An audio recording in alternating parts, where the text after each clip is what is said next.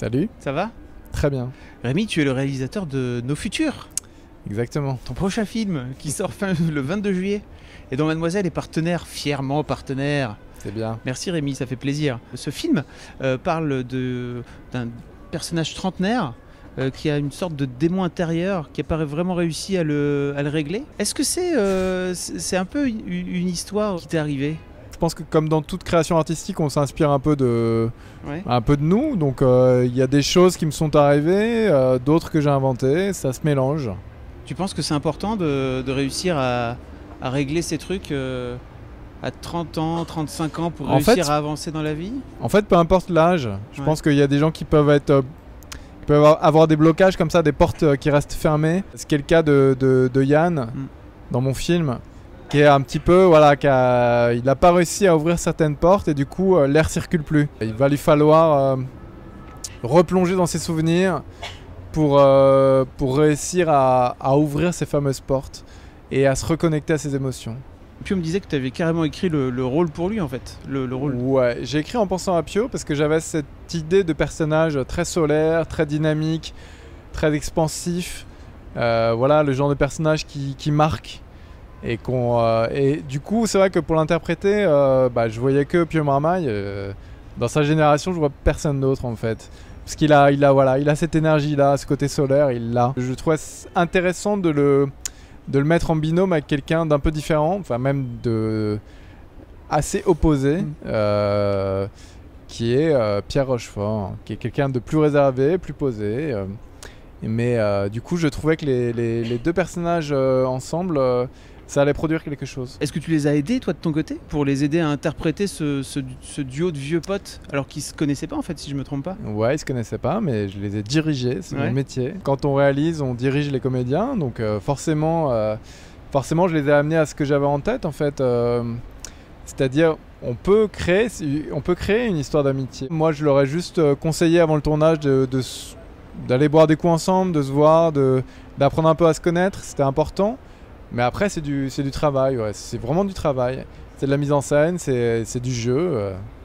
Voilà, pour qu'on y croie. Et je pense que dans le film, dès qu'ils se retrouvent, parce qu'ils ne sont pas vus depuis un certain temps, et dès qu'ils se retrouvent, il faut qu'on y croie tout de suite. C'était une volonté de ta part de commencer par les flashbacks aussi pour... Je trouvais ça bien pour que les comédiens, déjà, se retrouvent voilà, à l'occasion d'une photo de classe. C'était assez symbolique. Et puis, commencer tout de suite par l'époque du lycée. Ça les a tout de suite soudés en fait. Ils étaient déguisés, ils se sont retrouvés à 18 ans quoi. Et ça a permis à créer un premier souvenir ensemble, ce qui était important pour moi. Le film parle beaucoup de souvenirs. Tu as aussi réuni au-delà de Pio et Pierre tout un tas de second rôles, d'acteurs et d'actrices, jeunes actrices qui montent. Ouais. C'était ta volonté aussi Je voulais créer, même si le film n'est pas un film de potes, je voulais créer cette bande et qu'elle soit cohérente. J'ai fait un gros casting et voilà, il en ressort des Kian Kojandi, le mec de Bref, qui est assez incroyable dans le film, qui joue DJ Mad Max, le DJ de l'époque. Camille Cotin, qu'on a vu dans Connasse. Il y a aussi Michel Lescaut, qui est un acteur de théâtre, mais pareil, de cette même génération en fait. Laurence Arnay, Roxane Mesquida, Aurélien Vic, un jeune acteur qui s'appelle Esteban, qui est le chanteur des Naive New Beaters, le groupe. Un groupe que j'aime beaucoup, dont je mets 3 titres dans le film. Il y a 2 objectifs avec la bande originale pour moi. Il y a un côté, la musique qui a été composée pour le film par un compositeur qui s'appelle Pierre Adno, qui a fait, on a décidé de faire une musique un peu symphonique. Et en contrepoint, la musique préexistante, comme on dit, qui est un peu plus rock. Outkast, House of Pain, David Bowie, Steppenwolf, plein de choses.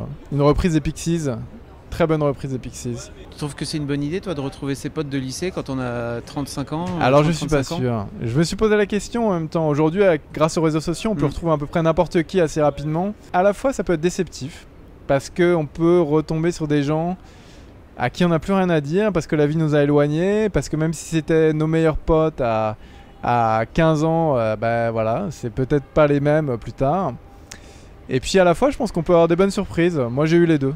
Là, on a tous essayé de revoir des potes, de revoir des filles dont on était amoureux.